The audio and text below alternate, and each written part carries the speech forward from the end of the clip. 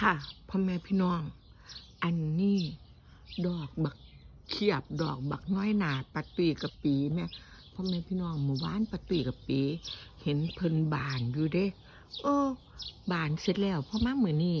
เป็นหยังเพิ่นคือแบบมาดำมานั่นไปจังซี่มาเหี่ยวมาแห้งไปจังซี่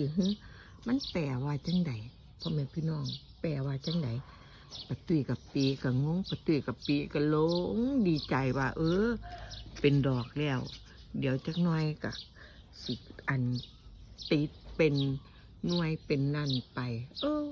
บ่แม่นพ่อแม่พี่น้องเราไปที่นี่เนาะพ่อแม่พี่น้องนี่เพิ่งก็แตกยอดแตกดอกอีกหลายเลยล่ะพ่อแม่พี่น้องนี่แม่อันนี่ลักษณะจังซี่นี่